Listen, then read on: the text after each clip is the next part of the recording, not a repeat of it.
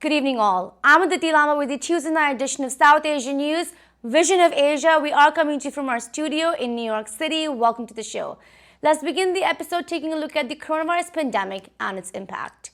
The world has surpassed 174 million cases of COVID-19 with now nearly 4 million deaths. India, home to many of our viewers, is now starting to see a decline in COVID-19 cases after several weeks, and for the first time, cases dropped below 100,000 in 2 months. Prime Minister Narendra Modi has vowed to speed up the vaccination program and get millions of Indians vaccinated to truly fight the outbreak in India. Also, first identified in India, the Delta variant of the coronavirus has been linked to unusual symptoms, more transmissibility, and a higher risk of hospitalization. On this variant, national U.S. health expert Dr. Anthony Fauci pleaded public to get vaccinated in the United States. Here in the country, we are now at more than 33 million COVID-19 cases and at least 598,000 deaths. On the cases and deaths, CDC Director Dr. Rochelle Walensky said that each week there are more and more data to demonstrate the impact vaccination has on preventing this disease and moving us out of the pandemic. Meanwhile, President Joe Biden and his administration are currently facing a national security crisis with ransom-demanding hacker attacks, along with the ongoing debate on voting rights bill and former President Donald Trump's continuous push on the big lie. More on this, along with local and state elections, on the show tonight. Here are the headlines. Get Out the Vote Rally 2021 featuring Edison Mayoral candidate Sam Joshi and Governor Phil Murphy in New Jersey. Hackensack Meridian School of Medicine hosts first commencement ceremony in New Jersey. Ransom-demanding hackers incite national security crisis featuring veteran journalist Rohit, Vyas, New Jersey. Time for a short break. Stay with us on Vision of Asia, Voice of the Community. We'll be right back. And welcome back. I am Aditi Lama and this is Vision of Asia, Tuesday night episode of South Asia News. Let's begin by taking a look at an intense mayoral election in the township of Edison, New Jersey for the Democratic primary elections that took place today. At this time, the polls for state and local seats are now closed after New Jerseyans headed to the polls to cast their votes in person with masks on. The selection of the Edison mayor features 2 of the 3 candidates from South Asian descent and can provide Edison's first Indian-American mayor.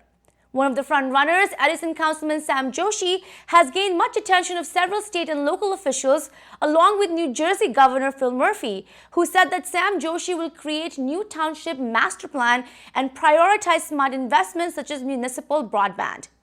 Yesterday, a Get Out the Vote rally brought together candidate and Councilman Sam Joshi along with Governor Murphy and all the column-mate Democrats to make their last appeal before the elections. Here are some highlights coming in from New Jersey on the Get Out the Vote rally. United! Victory! Victory! Victory! I love you all! Thank you all!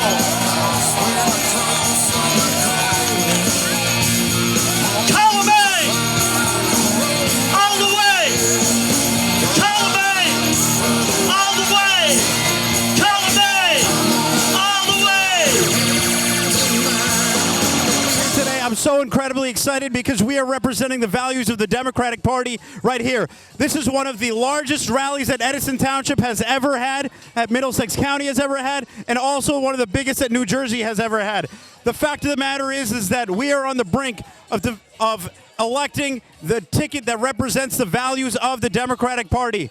On tomorrow, please go out and vote. Vote column A from top to bottom, Governor Murphy all the way down. Thank you, and let's bring it home, Edison. But we've come so far, folks. Think about how far we've come. Minimum wage to $15 an hour, protected women's health, criminal justice reform, all-time high investments in public education and infrastructure and in public health. Tax equity and tax fairness where the middle class are the winners.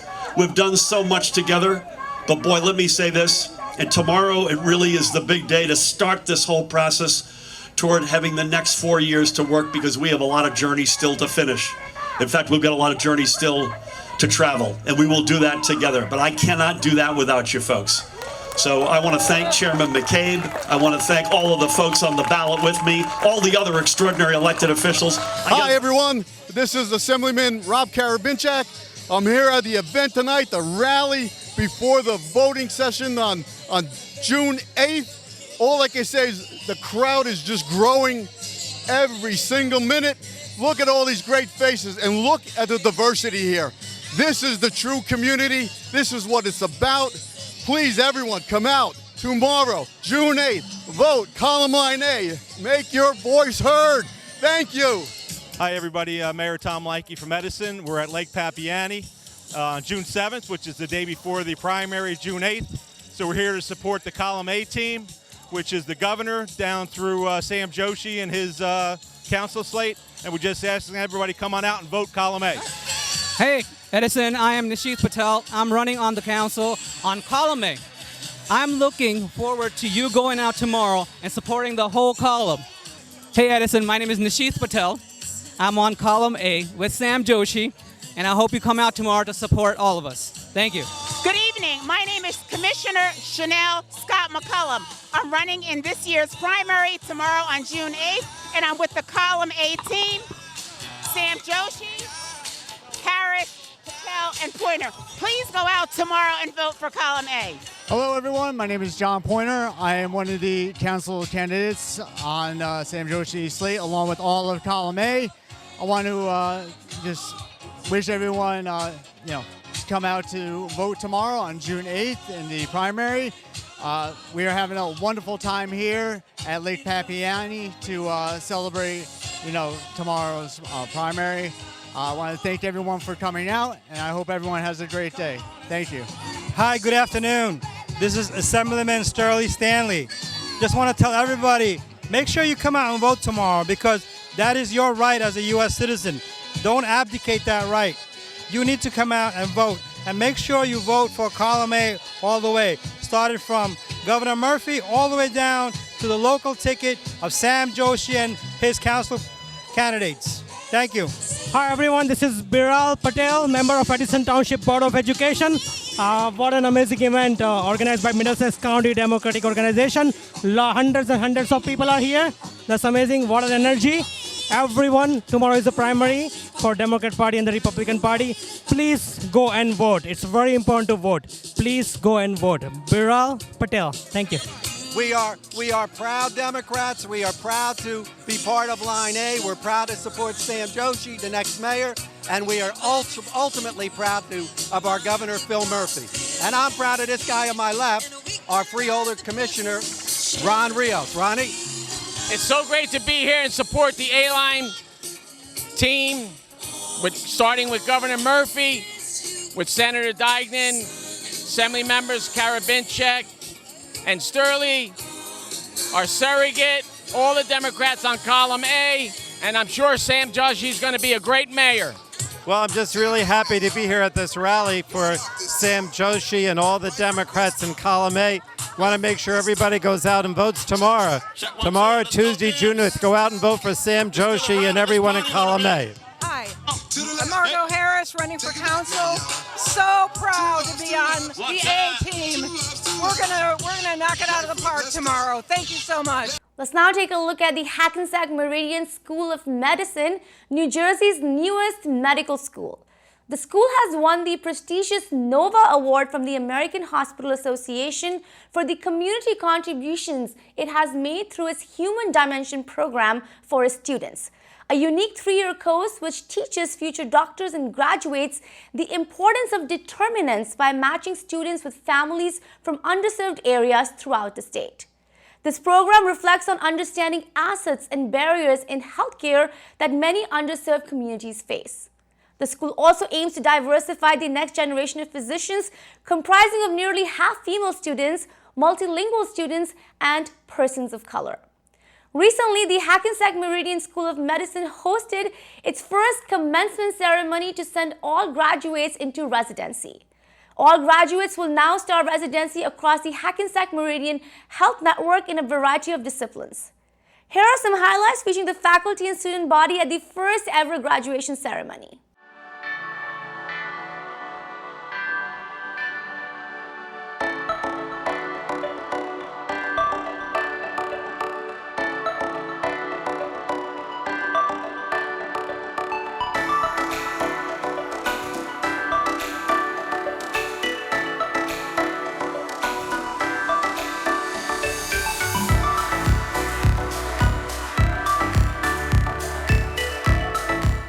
This is a remarkably important day in the history of the School of Medicine. It's a day in which we realize that our students, our faculty, our cabinet, all the hospital that is in which we are a member, all embrace and are excited about the importance of the social determinants of health. It's a day that I honestly see is going to guarantee that over the next decade or two, we really are able to regain a position of effectively treating our patients, something that has slid away, as you heard about today, because we were not concentrating enough on the social determinants of health, and instead we're putting everything into the healthcare facilities.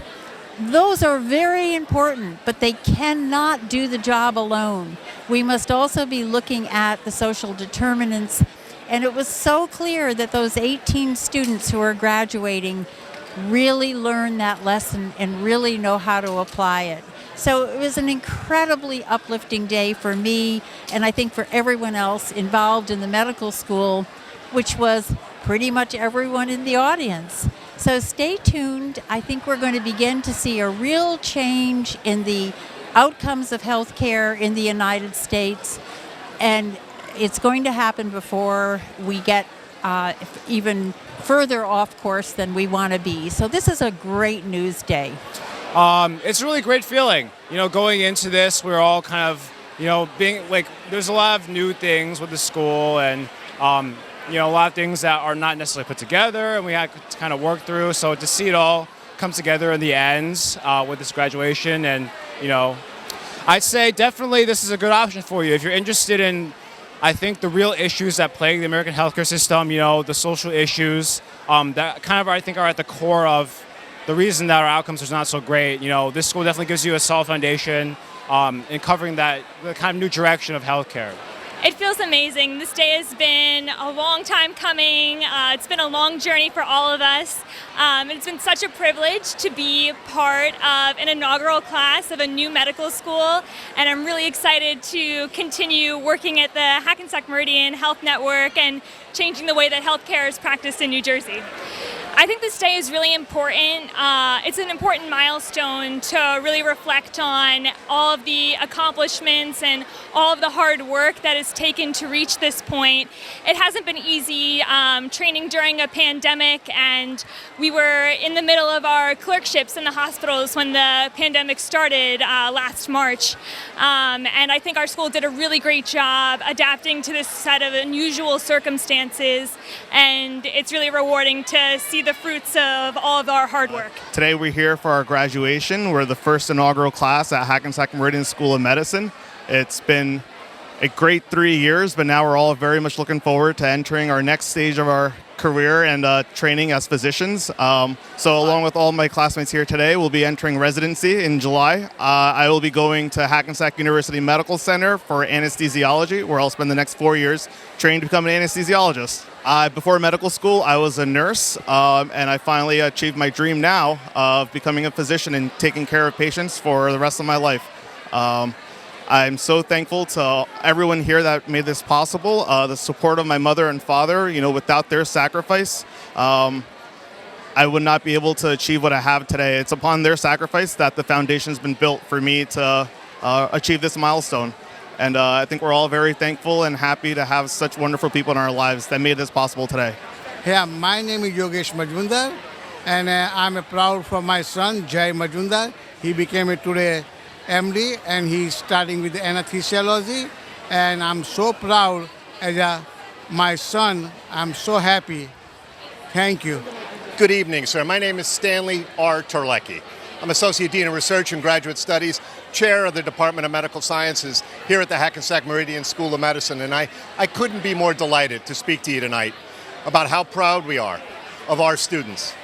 These students came to us not because they are intellectually gifted, they are. Not because they're immensely talented, they are. But because they're committed to making a difference. And that difference comes in an understanding that health and well-being does not begin and end in a doctor's office, but rather there's behavior, there's context, there's community. And our students understand that. The students of the Hackensack Meridian School of Medicine are going to make a difference. And I couldn't be more proud to tell you about that tonight. And I thank you for the time. My name's Anshu Kataria. I had a great time at graduation. Looking forward to being in a great position. Hello, my name's Tony Varghese. I had a great time at graduation as well, and I'm really looking forward to start residency. My name is Jay Majmundar. I'm also one of the graduates here with my friends. Looking forward to the next chapter in our lives, becoming doctors. Now it's time for another short break on Vision of Asia, Voice of the Community. Don't go anywhere. We'll be right back. And welcome back. I am Diti Lama, and this is Vision of Asia South Asian News segment. In politics and more, the Biden administration is currently dealing with national security issues from ransom-demanding hacker attacks, some of which appears to be the work of criminal gangs in Russia. So far, these hackers have targeted a pipeline, a Florida water system, schools, healthcare institutions, government agencies, and very recently, the meat industry. The country's energy secretary has warned that these hackers are capable of shutting down the power grid. Meanwhile, former President Trump is continuing to push the big election lie recently before the North Carolina Republican Party. The former president has also been showing his support against a sweeping voting rights bill that, if not passed, could make it harder for Americans to vote in the next presidential and other elections. Currently, many GOP states are trying to pass restrictive voting laws.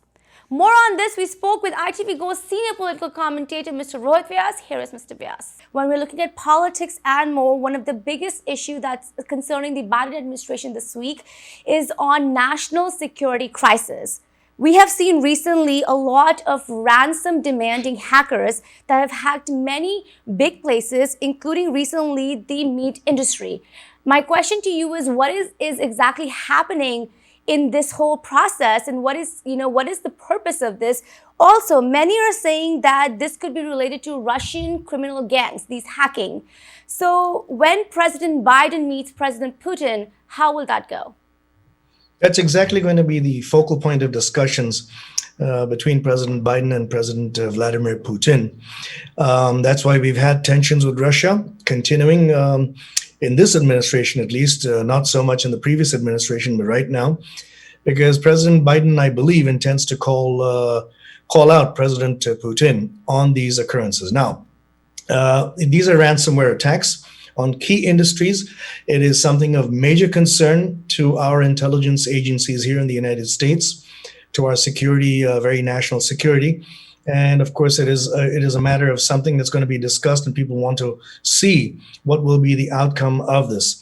Now, it could be entirely true that they're entirely criminal enterprises having nothing to do with the state. However, the suspicion still lies on the fact that it is probably supported by the state meaning Russia, and in the case of many other ransomware attacks with other nations that are hostile to the United States. Among those could be North Korea, China, of course, which is, asserting its influence around the world in various fora. And so this is seriously a matter of genuine concern for the United States, We've had one on the Colonial Pipeline. The CEO today was out there trying to express why he paid ransom and why he thought it was the best interest to do so. The U.S. government has been averse to private enterprise or anybody paying any kind of ransom to cyber attackers, hackers, those who would, compromise the system, because this would only encourage them further.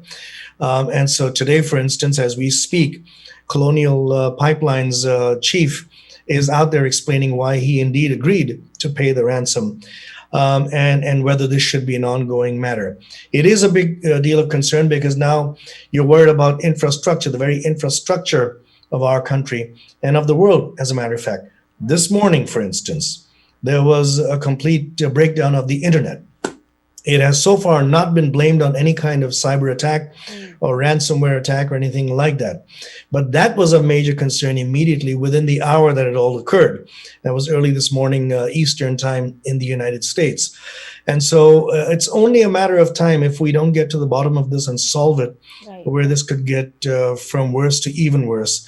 And then who knows what's going to happen to national security.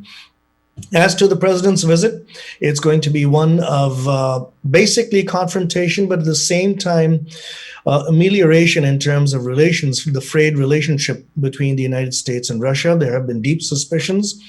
And I think the president is going to call out Putin on whether the state of Russia is behind, which means Putin himself, if he himself is endorsing these kinds of attacks, or if the two countries can work together. Both their law enforcement agencies come together. If this is a criminal enterprise emanating from Russia, then how can law enforcement on both sides get together and work to stop it? Right, but these cyber attacks have been visible for the last couple of years, and they're always related to Russia somehow or the other. My question to you is, why are we seeing that? Well, first of all, because the Russians, to my knowledge in studying this matter, the Russians have sort of become the experts at zeroing in on cyber attacks, on ransomware attacks, on compromising the internet as we know it. They've been very, very astute, if you will, at carrying out such attacks, and nobody seems to have the greater expertise in this area than the Russians. Time after time again, there has been proof of it. U.S. intelligence has been able to zero in on criminal enterprises that are operating from Russian soil.